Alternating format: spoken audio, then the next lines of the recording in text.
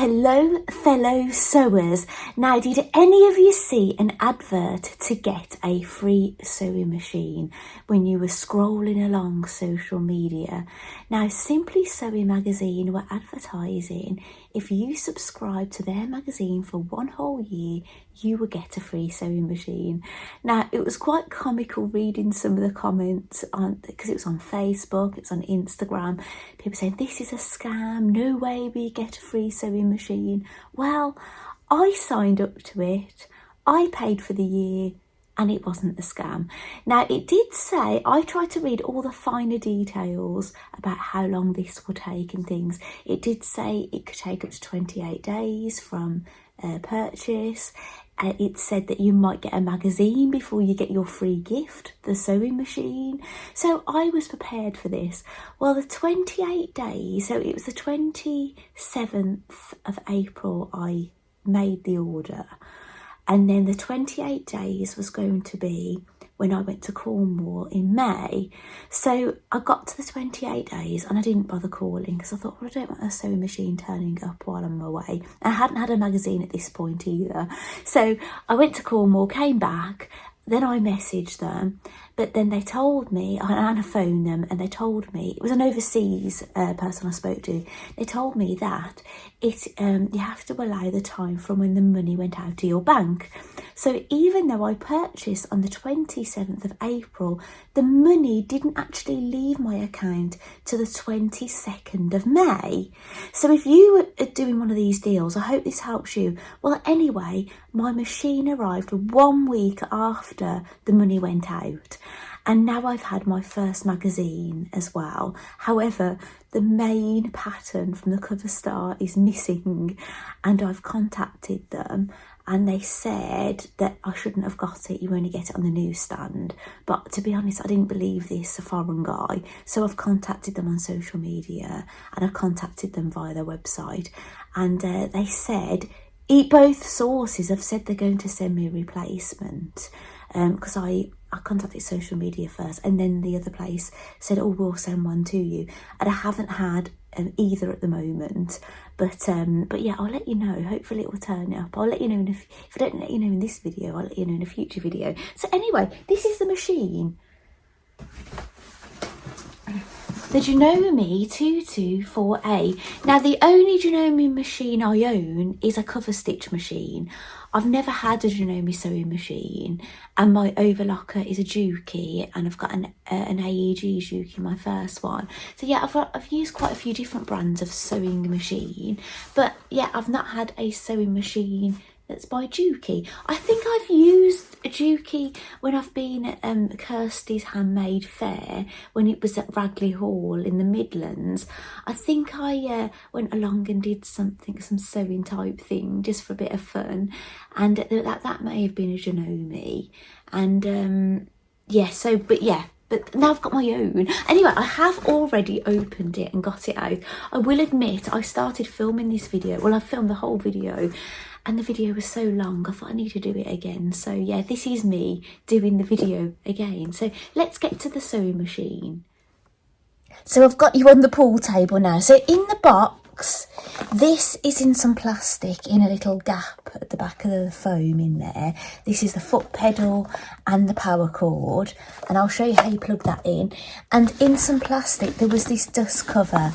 It's a bit like a false leather type cover, and the handle comes through at the top.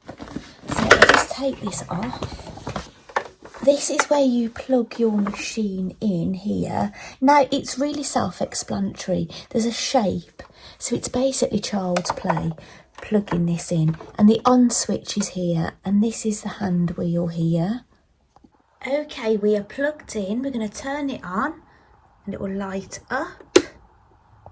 So this machine does have a light, and believe it or not all machines do. It's not very often you get a machine with no light, but my friend had one that didn't have one. Now we need to get this threaded up. Now all the bits and bobs that come with this machine are in here. So this slides off and clips back in there, and all the goodies are in here. So I'll show you what's included. Okay, here is what is in here. This is a plate for covering up the other plate for doing things like free motion embroidery. That's not something a beginner needs to really worry about. There's some spare sewing machine needles. There is bobbins. Now I have wound one bobbin already, so there was 4 bobbins in total. A seam ripper. This is for removing either temporary stitches that you've put in, or gathering stitches, or to even fix mistakes if you don't know. This is for doing some blind hem stitching, and that's if you want to do like a bottom of a skirt and you don't want to line a stitching. But again, this is something you use later on, not in the beginning of your sewing journey. And again, here's a zipper foot, so that's something you may use later on. I've not had a zipper foot that's all to one side like this. I've had like a central one, so that'll be interesting. And here is the button foot. So hopefully you can see all these things. I can't really see what you can see here. So everything, hopefully everything is in shot here. Now I did do a little bit of sewing yesterday on it, and I'll show you what I've done, and I'll show you the foot that is already on the machine. Okay, I'll show you how to remove these feet. Now there is a lever. There it is, that's a better angle of it. Now you need to lift that to lift the foot up. So watch the foot when I lift this lever. That goes up. Now to remove these feet, they're like a click wand. You just pull it off like that. And you can install the other ones like the zipper foot and so on and so on. But we're just going to leave this regular foot in for now, like that. And to lift it back up, you do this. Now you're going to be needing a bobbin to put in the bottom of the machine. This is a front loading bobbin. You open it here and you remove the bobbin by lifting this lever, and you flip it over, ready to install your bobbin. Now I wound a bobbin when I was doing my demo yesterday, so I'll see if I've still got that footage and I'll share it with you. Right, we have our grey thread. This is a Janome Sewing thread. I'm going to put that on top of here like this, and then we're going to grab the thread and take it. You see this metal thing here? We're going to go around it. It's like a little groove, and if you pull both sides of the thread, it goes in there snugly. And then we just need a little bit of overhang down by this metal bit here. Right, we'll get the bobbin. Here's one of the bobbins that we got with the machine. Now, can you see what I've done here? As I'll show you. See on top of the bobbin there's a hole. So basically we want to put the thread up into the hole. Okay, you can just wrap them around. This is what you do, hold the thread up in the air. I'm pulling it taut, okay? Maybe a bright one would have been better. Now this bobbin head, move it across and it clicks into place. Did you see that? I'll do that again just in case you missed it. Hear that click? That's what's going to wind the bobbin. So what we'll do now is we need to put our foot on the pedal, which obviously I'm on the floor, so I'm going to have to do this with my hand and just let it do a few turns like that. And it started to spin around. Now what we do is that end, we snip that end off there like that. Now we're going to continue winding the bobbin.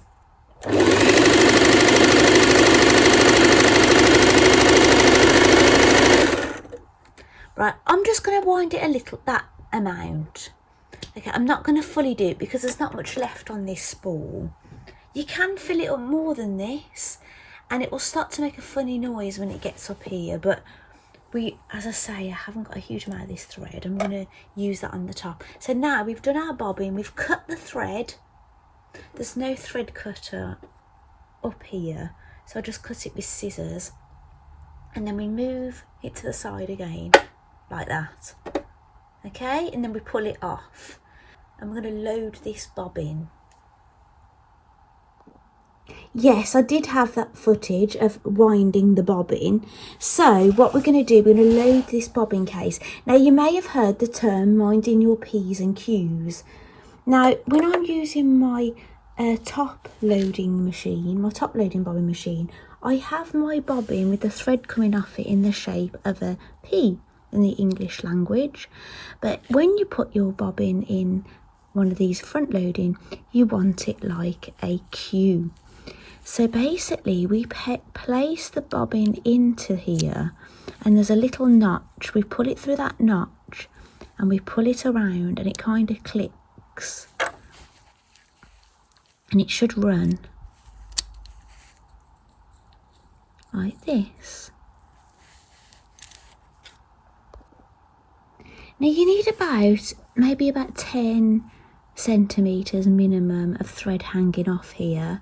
Now we're going to turn this bobbin case around, and we're going to have this kind of facing up. Now I'll show you the hole. I'll just put that down there a moment. Right, that's a real good shot of that. Now I'm going to get my bobbin case. I'm going to pull that lever. I'm going to put it, see that little notch there? That notch has got to be in line, and you thread it onto there and you let it go, and it should feel secure. If this falls out, if you mess with it, it falls out, it isn't in properly. Now you leave this door open for now, and now we need to put some thread on the top.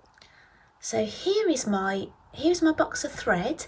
I'm just going to get a nice colour out. Right, we're on top of the machine now. I'm going to put this spool pin up, and I'm going to put a spool on top of this, like this. Now I'm going to do this one-handed for a little bit. Then you take this thread over here, and there's a hook here. If you look in your manual, you'll see that this is open at this back end, so you can literally pull it through like this. You take the thread down. This is the tension dial, so just leave it on 4. You take your thread down like this, and then see the arrow telling you to go up? You go up like this. Now I need 2 hands, so I'll just leave that thread draped across the back so I can change the camera. Now hopefully you can see most of the machine now, the top half and the right hand side anyway. So I'm going to pick up this thread I picked up before and have some tension on it, and get this wheel and turn it towards me, and see that come up. Now that is open at the back as well, so we're going to pull this thread forward, and now it's in there. Okay, so I'll pull this thread down. Now I need to move you down here. Right, we're going to thread this sewing machine and pull the bottom thread up, but I just want to mention, if you need to change the needle on this, you turn this towards you. Hopefully these hiccups aren't bothering you too much, and the needle will come out. Now needles have a flat side on this particular machine, and many modern machines, the flat bit will face to the back of the machine. I've got a Singer sewing machine, an old vintage one, that the needle goes like sideways and things, and they can be the opposite from one Singer to another. It's quite confusing. So anyway, I'll turn that now clockwise to hold that in place. Now there's a hook. I'm going to zoom in here. There's a hook here that you need to get your thread behind, so I need 2 hands to do that. So if you hold your thread taut, take it round, and then it's there. Now this you've got to thread yourself, so I'm just cutting my thread, and I'm going to cut it some sharp scissors at a nice angle, so it's a bit easier to thread. And then in the eye of the needle, you thread it from front to back, pull it through the back of the needle, and also see this foot, this sewing machine foot, you need to put your thread between that as well, going to the back. So if I get my thread and pull that to the back, so it's going through that hook, through the needle, through the middle of here and through to the back of the machine. Now we're going to get this thread from the bottom up. Now what's going to happen is, I'm going to zoom out again. So now you can see the machine more. Now I am going to be turning this wheel here. Can you see the top right of the screen? And what's going to happen is, I'm going to have to hold the thread on this side taut, and when I turn, it's going to pull this thread up here. So I'll do that now. So I'll hold that thread, I'll turn the wheel. You can probably see things on the move. Keep going. There we go, it's done it the second time. Now it's pulled up a loop. Let's go over here. See, there's a little loop because my thread at the bottom is grey and the one on the top is green, so we can see the difference. So that thread's up, so they both go behind the machine. Now we can close the door, and we can even put that arm back on. We don't need this out now. Like that. Now I did a bit of sewing when I was videoing yesterday. So I did a seam and I did some top stitching on it. I did a buttonhole. I did some zigzagging. But I tell you what we're going to do another buttonhole because, yeah, why not? Right, so we need the buttonhole foot on for this, which is this one.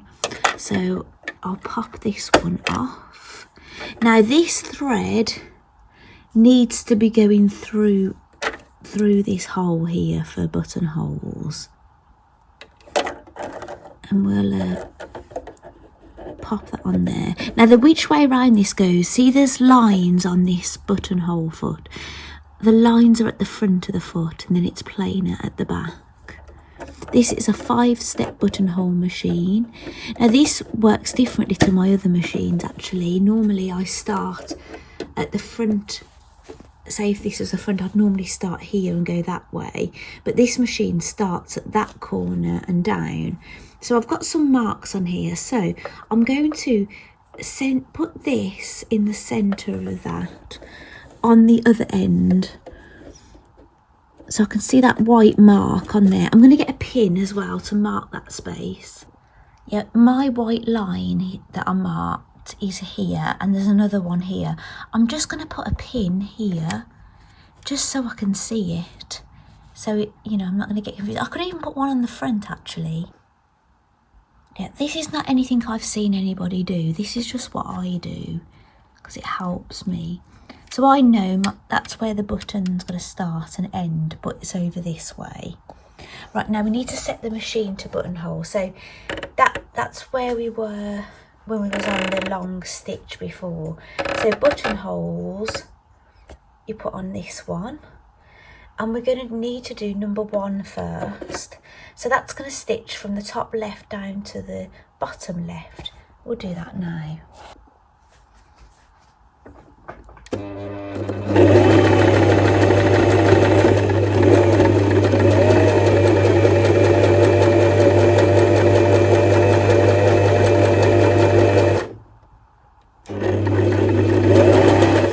We're about there now. So now we're going to go to number 2, which is 2 and 4, but we're on 2 now. And now it's going to go side to side. Now we want the needle to end on the right hand side. So if it hasn't done it on its own, we'll turn this hand wheel. So it's on the left now. And now it's on the right. That's where we want it. Now we're going to turn this to number 3.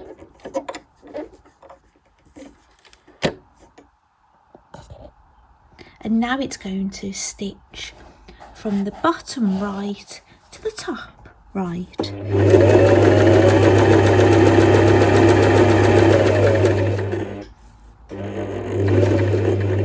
My pin has come out. Right, now we've got to the end. Now we're going to go back to the one that has 2 and 4 on it, and it's going to go side to side, and we're done. So we raise the needle to get this out, lift up the lever and pull this out the back, and turn the wheel towards you if it gets a bit stuck. So we have a buttonhole, another one, because we did one yesterday but you didn't see it. Now I haven't got a needle to hand, but you'd make sure these threads are around the back. But I'm just going to snip them off for now, just for speed. And then I'd put some fray check on this buttonhole. But I haven't got any down here. It's all up in the house. I'm in the garden room. So I need a seam ripper. Now I've put a pin either side of this, and I'll get my seam ripper. I'll slide this up. You don't go through those end stitches, so you put your pin just inside those stitches. And there we go, we've got a buttonhole. Okay, and that's the one we did yesterday. I did the stitching a bit gappy because I did it on another setting, but that's the proper buttonhole stitch. So yeah, I'm not going to demonstrate every single stitch this machine has, but you know, these are the main ones you're going to be using. These ones, the zigzags, the stretch stitches, and there's the blind hem stitch. But all of this is in the book, and there is some decorative. Do you want me? I'll do like one decorative stitch for you. I'll do the D. So we are on D, and I'll get that fabric I was using yesterday, and I'm going to run alongside here. Let's see what this looks like. Oh, actually, I'm going to... I've still got this on buttonhole, so I'm going to stretch this out a bit. We'll stretch it out to 3. I think that will affect the length of this stitch.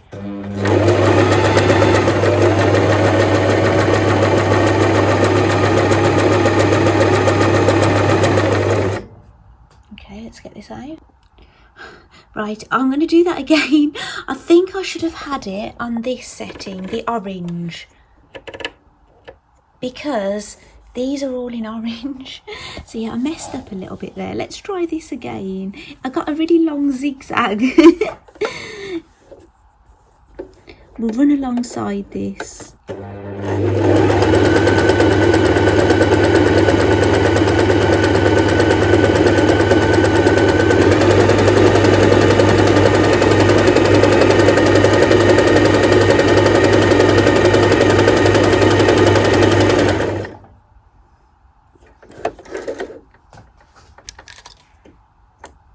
There we go, we actually got the right stitch this time. I hope you can see it. It was D that we were doing, this one. A bit like a beehive kind of look about it, honeycomb sort of look. Yeah, it's really good, isn't it? Right, I'll turn you round. So I hope you've enjoyed seeing a brief demonstration of this Janome, what is it, 224A, and it's the machine I got free with Simply Sewing magazine subscription, which is really exciting. And yeah, I can't wait to carry on using it actually. It's going to be lots of fun. And if there's anything you need to ask me about this subscription or this machine or anything, then please comment below. I'll try and answer if I can. And yeah, I hope that was decent. Obviously I haven't tried everything on here yet, but all these techniques I've tried on other machines. But yeah, it's quite a good machine. You could do dressmaking on it, quilting, and because of the little plate you could do free motion embroidery on it as well. So yeah, there's nothing you can't do basically. So and I love these, you know, lower spec kind of machines for a lot of jobs. I find them really reliable, unless my old one, I had a Toyota and I had a broken knob on it, and unfortunately because it was so old nobody could get me another one. But yeah, but that's why I was happy to get a brand new machine. and yeah, and I'm going to really enjoy using it. So thank you so much for watching, and I'll see you in my next video. Bye.